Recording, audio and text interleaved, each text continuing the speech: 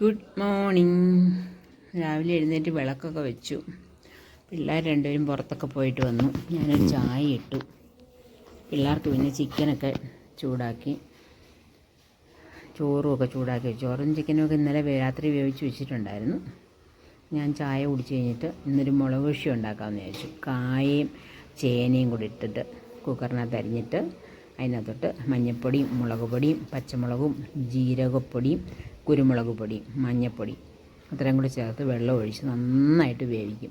ചിലരൊരു കൊഴുപ്പ് കിട്ടാൻ വേണ്ടി പരിപ്പൊക്കെ ചേർക്കും. പക്ഷേ ഞാൻ പരിപ്പൊന്നും ചേർക്കുന്നത് ശരിക്കും മുളക് കൃഷി ഇങ്ങനെയാണ് ഉണ്ടാക്കുന്നത്, പരിപ്പ് ചേർത്തല്ല.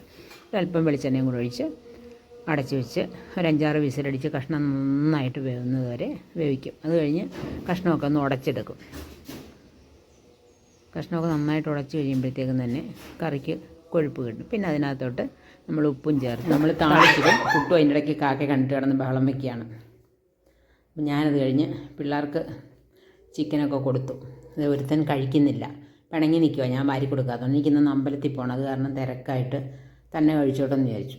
കഴിച്ചില്ല, അവിടെ നിന്നു. പിന്നെ ഞാൻ എളുപ്പം വാരി കൊടുത്ത് റെഡിയാക്കി. ഇങ്ങനെ അവന് തോന്നണം കഴിക്കണമെങ്കിൽ, ഇല്ലെങ്കിൽ നമ്മൾ വാരി കൊടുക്കണം. മിക്ക ദിവസവും അങ്ങനെ വാരി കൊടുക്കുകയാണ് ചെയ്യുന്നത്, അല്ലെങ്കിൽ ഇങ്ങനെ നിൽക്കുകയോടെ വന്ന്. അങ്ങനെ പെട്ടെന്ന് ഞാൻ പിന്നെ അമ്പലത്തിൽ പോകാനൊക്കെ റെഡിയായി. ഞാൻ ഒരുങ്ങിക്കഴിഞ്ഞാൽ അപ്പൂന് വിഷമമാണ്. കാരണം അപ്പൂൻ്റെ കിടപ്പ് കണ്ടില്ലേ.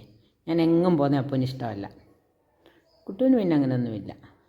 എൻ്റെ കൂടെ ഒന്ന് ഗേറ്റ് വരെ വരണമെന്നേ ഉള്ളൂ. പിന്നെ ഇന്ന് ശനിയാഴ്ച അയ്യപ്പൻ അമ്പലത്തിലൊക്കെ ഒന്ന് പോയിട്ട് വരാമെന്ന് വെച്ചു. ഞങ്ങളുടെ നാടാണ്, കണ്ടില്ലേ ഇത് ഭംഗിയാണ് കാണാൻ, ഞങ്ങളുടെ അമ്പലവും നാടും. ഞാൻ തിരിച്ചു വന്നിട്ട് അടുത്ത വീട്ടിലെ അവരുടെ വാഴക്കൊല ഇങ്ങോട്ട് വിളഞ്ഞു നിൽക്കുന്നു. അത് വെട്ടാൻ വേണ്ടി മതിലേ കയറി. അതിന് പുള്ളിക്കാരനെ പിടിക്കാനായി ഓടുന്ന നടന്ന് മതിലേ കയറുന്നതൊക്കെ. അത് കഴിഞ്ഞ് തിരിച്ചെല്ലാം വന്നു. രണ്ടുപേരും കൂടെ ഗുസ്തി തുടങ്ങിയിട്ടുണ്ട്. അവരുടെ സ്ഥിരം ഡ്യൂട്ടി. ഞാൻ പോകുന്നതിന് മുമ്പ് കുറേ നേരം ഇവിടെ ഒരു ഗുസ്തി പിടുത്തമുണ്ട്.